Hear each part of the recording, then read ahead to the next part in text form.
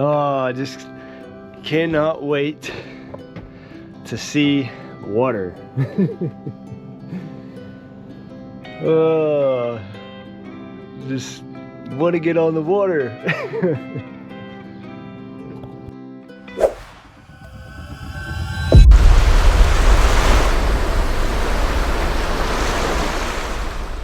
After years of dreaming and months of searching, we finally found the boat that ticks our boxes. But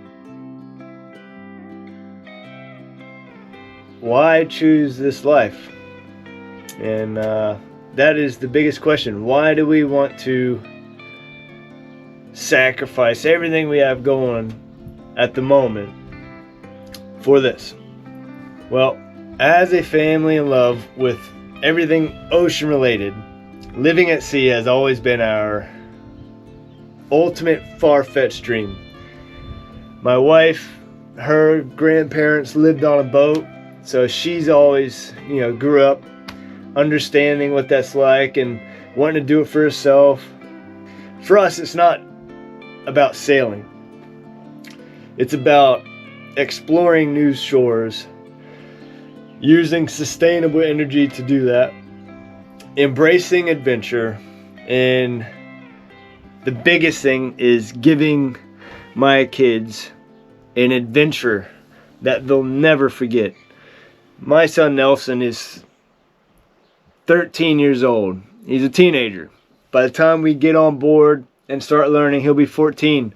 Before you know it, he's not going to want to be doing stuff with his family anymore. He's going to be starting his own life. So the time we have as a whole family to spend together is, the window's closing. It's crazy how fast time flies. You get so sucked into work and debt and life and school and all the things that just evolve around raising a family, and sometimes it's hard to go that extra mile, to live an adventure. And that's something that Chris and I never wanted to stop. It gives us a sense of life, like living life to the fullest. When we left America, left our home with 2 young boys, to Fiji, we had no idea what to expect. If I could come and cry, I'm so happy.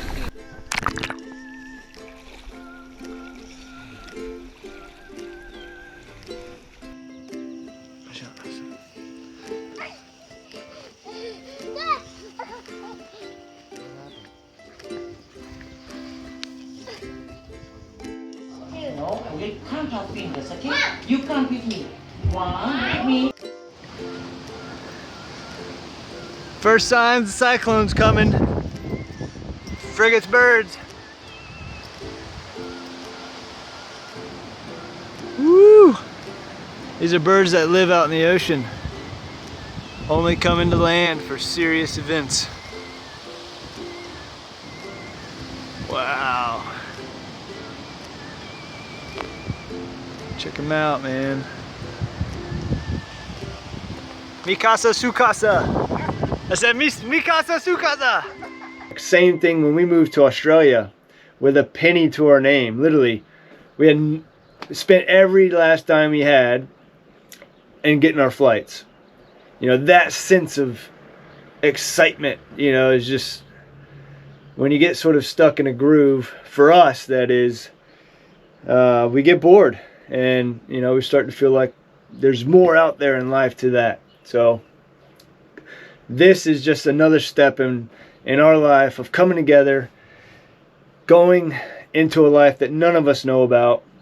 I will say though that out of the 6 of us, only 2 of us do not suffer from severe seasickness. So, and that's Krista and Calvin. The rest of us, we all suffer from it. Myself, Silas, Sol, and Nelson.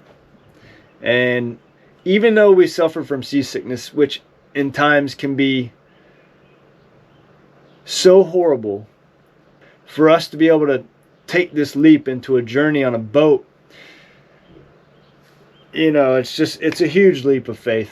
And, you know, it's something that we're all keen to learn. This is a decision made by all of us. For me, a lot of this journey goes back to my early days when I first started my solar company in Titusville, Florida. To help me learn, because there wasn't much sort of education that you could get about off-grid solar systems and how they work and how to build them and design them. And for me, it was all about learning. So I'd go down to my local marina and I'd go to these sailboats and just talk to people. Say, hey, look, I'm a licensed solar contractor. I'm here to help. How's your systems going? And the word got around, and it got to the point where once a week I was going to the local marina and I was helping sailors out, getting their systems running, their batteries replaced, you know, inverters, sizing the systems right, telling them they need more solar power and more wind turbine, like, you know, all those things. It was awesome. But I guess the biggest thing about that part in my life was I'm helping out these people that were there temporarily that had planned to sail around the world or sail in these super exotic destinations. And at the time, for me, I just thought that was something far-fetched that I would never be able to even consider, like financially. Yeah, I just never even thought of that. So me sitting here right now in our sailboat that we have, it's a special moment. And during that time, I fell in love with catamarans. You know, I saw the difference of working in the two different boats, and ever since then I was like, man, catamarans are freaking amazing. I love them. Love the separation, especially when you got a family of, you know, this boat's got 4 bedrooms, so, and the beds I think are 4 queen beds, so it's the 2 little ones will be able to share a bed, but everybody else, you know, we have our own space, which is pretty cool. The elevation above the sea, the stability, all those things. That's one of the reasons why we got a catamaran. So yeah, this is Yama 1, a 1992 46-foot Fountaine Pajot, a classic blue water cruising catamaran with a solid reputation. Everybody I've talked to, you know, at the time when this was built, this was like industry changing innovations.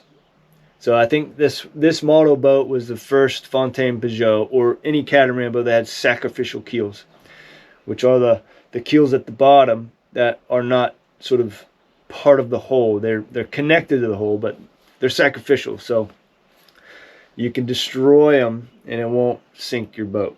You know, which is pretty cool. Like, you can just attach new ones. Obviously it's a hard process and I don't even want anything to do with that, but this boat, it's sailed around the world, and it's built and made for ocean cruising. The family before us, you know, it has all the like the water desalination plant, the solar power generator, two engines, redundancy and autopilot. Like, it's got all the basics of what a blue water cruising catamaran needs, and that's what we want.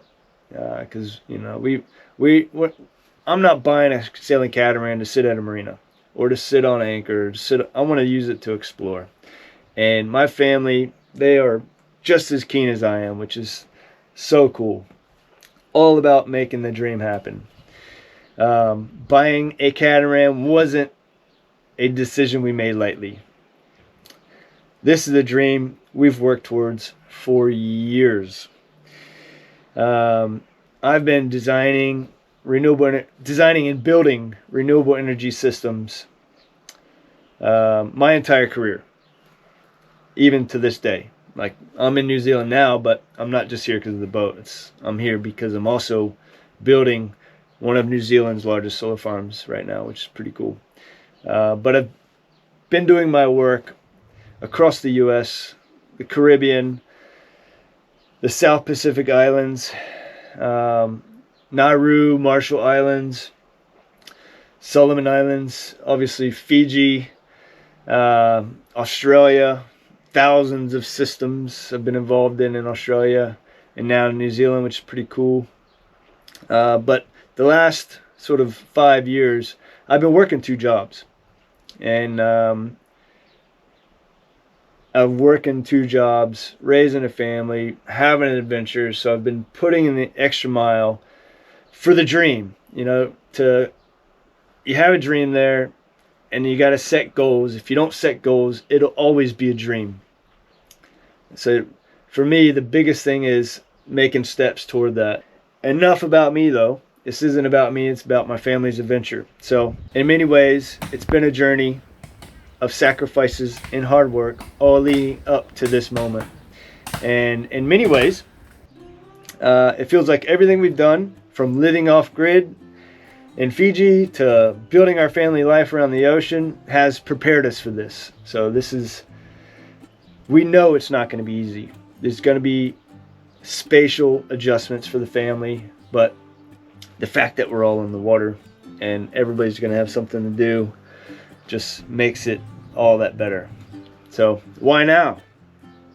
You know, like, why now? Why not in 10 years when we can actually afford it?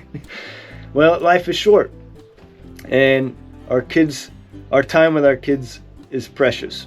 And if we waited for the perfect time, or to have a well-off financial means or financial cushion to buy, you know, the dream catamaran we wanted, by that time my kids might not want nothing to do with this. And now, while they're still in our little circle in our nest, we didn't want to miss out on that opportunity for them to be a part of this before they start their own lives. And like everybody knows, life doesn't wait, and we didn't want this dream to sit on the shelf.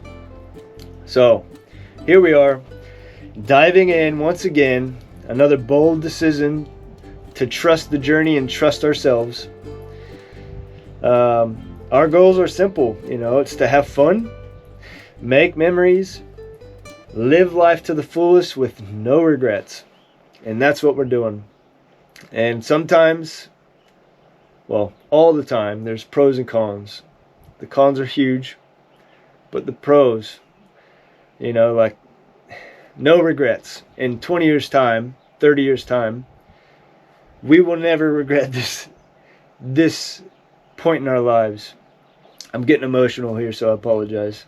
It's a lot coming down to this. And with satellite internet these days, making it possible for people to work remotely, that's what's allowing us to do this. So we don't have a bunch of money set aside to fund this journey.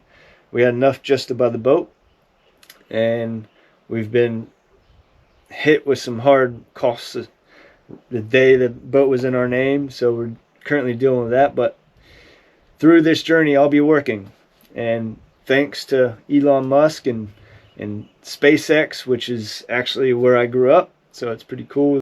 5, 4, 3. See that so? Woo!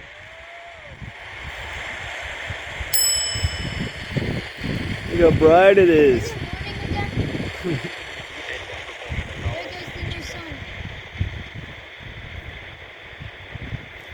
Oh, this thing's fast. This is a good sunrise.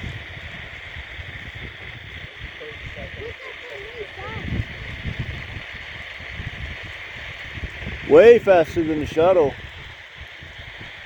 We're at T plus 30 seconds into flight. Falcon 9 successfully lifting off from pad 40 at Cape Canaveral Space Force Station, and we're carrying the Amazonas Nexus payload on board. Amazonas. Tilting the engine, that's called gimbaling, and we've begun to turn the rocket horizontally away from power and telemetry nominal. That is called a gravity turn.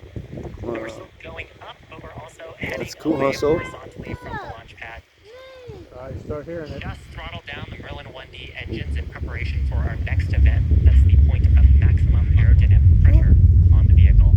Point of highest stresses during ascent. Loud, huh?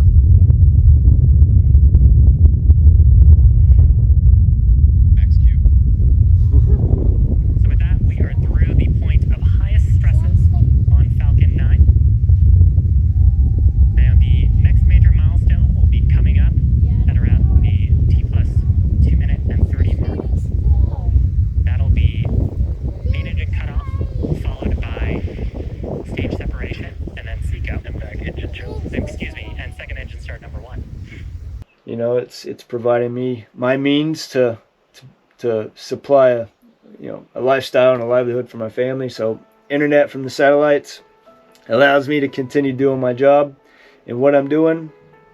I'll be staying connected, committed to my customers, juggling my professional obligations around my life and my lifestyle, which I've always done. I've never sort of just stuck with one or the other. It's always had to be together.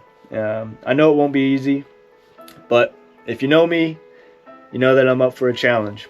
And I've got the support of my wife and my kids, because all these adventures we go on to and these crazy things we get to do, they get the direct benefit. So yes, there's times that are tough and there's times that we can't do different things, but you know, the experiences we've had are priceless.